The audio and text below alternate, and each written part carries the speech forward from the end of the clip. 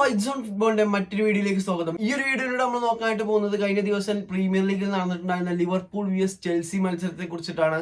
അപ്പോൾ ഈ ഒരു മത്സരത്തിന്റെ സ്കോർ വരുന്നത് പറഞ്ഞാല് 4-1 ലിവർപൂളിന്റെ ഒരു വമ്പൻ ജയമാണ് നമ്മൾ ഈ ഒരു മത്സരത്തിൽ കണ്ടിട്ടുണ്ടായിരുന്നത്.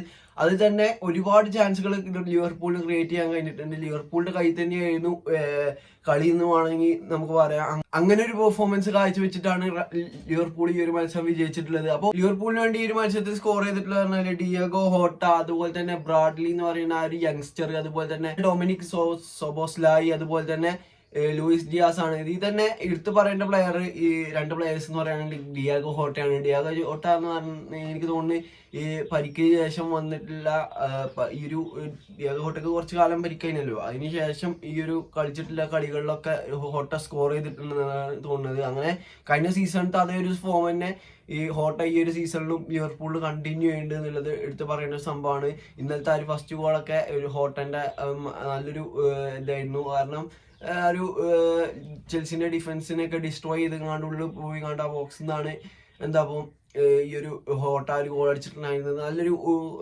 എനിക്ക് പേഴ്സണലി പറയുകയാണെന്നുണ്ടെങ്കിൽ ഞാൻ കഴിഞ്ഞ ആഴ്ച അങ്ങനെ ചിന്തിച്ചു പോയി ലിവർപൂളിലത്തെ ഹോട്ടയ്ക്ക് എവിടെ പോയി. അപ്പോഴാണ് ഞാൻ അറിയുന്നത് ഹോട്ടന് ഇഞ്ചുറി ഇതുവരെയായിട്ട് തീർന്നിട്ടില്ല. അപ്പോൾ പിറ്റേ ദിവസമാണുകൊണ്ട് ഹോട്ട കളിയിലേക്ക് തിരിച്ചു വന്നു, ഹോട്ട ഗോൾ അടിച്ചു. അപ്പോൾ അങ്ങനത്തെ ഒരു പ്ലെയറാണ്. അപ്പോൾ അതിന് ശേഷം നടന്നിട്ടുള്ള എല്ലാ കളിയിലും ഹോട്ട ഗോൾ അടിച്ചിട്ടുണ്ട് ലിവർപൂളിന് വേണ്ടി. അപ്പോൾ അത്രയും നല്ലൊരു ഫിനിഷറാണ്, നല്ല ക്ലിനിക്കൽ ഫിനിഷറാണെന്നൊക്കെ വേണമെങ്കിൽ ഹോട്ടലിനെ കുറിച്ച് നമുക്ക് വേണമെങ്കിൽ പറയാം. അപ്പോൾ പിന്നെ ഇന്നലത്തെ കളിയിൽ പറയണ ബ്രാഡ്ലി എന്ന് പറയുന്ന ആ ഒരു യങ്സ്റ്റർ ആണ്. ട്രെൻഡിന്റെ പകരം ഇറങ്ങിയിട്ടുണ്ടായിരുന്ന ഒരു റൈറ്റ് ബാക്കിൽ ഇറങ്ങിയിട്ടുണ്ടായിരുന്ന ബ്രാഡ്ലി മൂപ്പരാണ് രണ്ടാമത്തെ ഗോൾ അടിച്ചിട്ടുണ്ടായിരുന്നത്. രണ്ടാമത്തെ ഗോൾ നല്ലൊരു സ്ട്രൈക്ക് തന്നെയായിരുന്നു. എനിക്കൊണ്ട് ആ ഒരു ലെഫ്റ്റ് ഫുട്ട് കൊണ്ടായിരുന്നുകൊണ്ട് ആ ഒരു ഗോൾ അടിച്ചിട്ടുണ്ടായിരുന്നത്. അങ്ങനത്തെ നല്ലൊരു ഗ്രൗണ്ട് ബോള് ഒരു ഗോളിക്ക് തടുക്കാൻ കഴിയാതെ പോസ്റ്റിലേക്ക് തന്നെ നമ്മൾ കണ്ടിട്ടുണ്ടായിരുന്നത്. അപ്പോൾ ഒരു സോബോസ്ലായിന്റെ ആ ഒരു ഗോള്, ആ ഒരു ഹെഡ് ഗോളിനില്ല ക്രോസ് കൊടുത്തിട്ടുള്ളത് ഈ ഒരു പ്ലെയർ തന്നെയാണ്. അത് ബ്രാഡ്ലി എന്ന് പറയുന്ന യങ്സ്റ്റർ തന്നെയാണ്. അപ്പോൾ അങ്ങനത്തെ നല്ലൊരു മൊമെന്റും ഈ ഒരു കളിയിൽ ഒരു ഗോൾ ഒരു അസിസ്റ്റും നേടാൻ ഈ ഒരു ബ്രാഡ്ലി എന്ന് പറയുന്ന പ്ലെയറിന് കഴിഞ്ഞിട്ടുണ്ട്. അതുപോലെ തന്നെ നാലാമത്തെ ഗോൾ അടിച്ചിട്ടുള്ളത് ലൂയിസ് ഡിയാസ് ആണ്. ഡിയാസിനാണെന്നുണ്ടെങ്കിൽ നല്ലൊരു മത്സരമായിരുന്നു ഈ ഒരു മത്സരം. കാരണം ആ ഒരു ഗോളൊക്കെ നല്ലൊരു ആ ടൈമിങ്ങിന് അവിടെ ഉണ്ടായതുകൊണ്ട് മാത്രമാണ് ആ ഗോള് ലൂയിസ് ഡിയാസിന് നേടാൻ കഴിഞ്ഞിട്ടുണ്ടാകുക. പിന്നെ ഈ മത്സരത്തിൽ ലിവർപൂളിന് ടോട്ടലി എടുത്ത് പറയേണ്ട ഇതെന്ന് പറയുകയാണെന്നുണ്ടെങ്കിൽ ഒന്ന് മക്കാലിസ്റ്റർ ആണ്. മക്കാലിസ്റ്റർ ആ ഒരു മിഡ് നല്ലോണം നിയന്ത്രിച്ചിരുന്നു.